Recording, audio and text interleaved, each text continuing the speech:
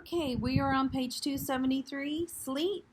And if you'll notice here, this is italicized because he's reading this from his book, trying to fall asleep. That says, Then they came out of the narrow valley, and at once she saw the reason. There stood Peter and Edmund and all the rest of Aslan's army fighting desperately against the crowd of horrible creatures whom she had seen last night. Only now, in the daylight, they looked even stranger and more evil and deformed. I stopped there. I'd been reading for over an hour, and sleep still didn't come. It was almost 2 a.m. Everyone else was asleep.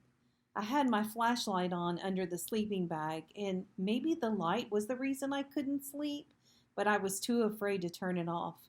I was afraid of how dark it was outside the sleeping bag. When we got back to our section in front of the movie screen, no one even noticed we'd been gone. Mr. Tushman and Miss Rubin and Summer and all the rest of the kids were just watching the movie. They had no clue how something bad had almost happened to me and Jack. It's so weird how that can be, how you could have a night that's the worst in your life, but to everyone else it's just an ordinary night. Like on my calendar at home, I would mark this as being one of the most horrific days of my life. This and the day Daisy died. But for the rest of the world, it was just an ordinary day.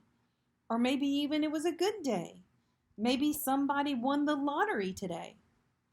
Amos, Miles, and Henry brought me and Jack over to where we'd been sitting before with Summer and Maya and Reed.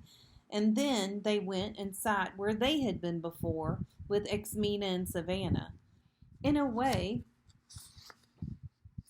everything was exactly the same as we left it before we went looking for the toilets.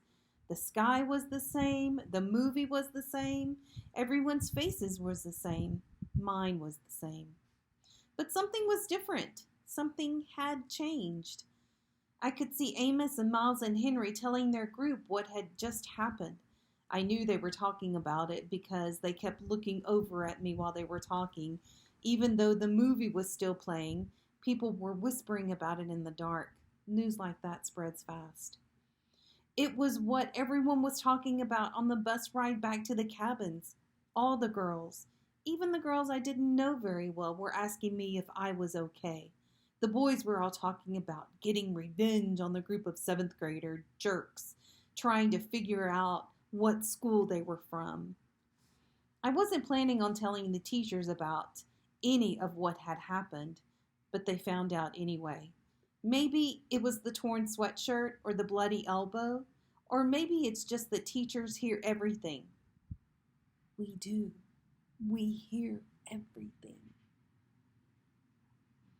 When we got back to camp, Mr. Tushman took me to the first aid office, and while I was getting my elbow cleaned and bandaged by the camp nurse, Mr. Tushman and the camp director were in the next room talking with Amos and Jack and Henry and Miles, trying to get a description of the troublemakers.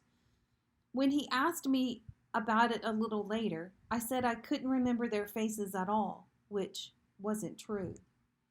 It's their faces I kept seeing every time I closed my eyes to sleep. The look of total horror on the girl's face when she first saw me. The way the kids with flashlight, Eddie, looked at me as he talked to me like he hated me. Like a lamb to the slaughter. I remember Dad saying that ages ago, but tonight I finally got what it meant.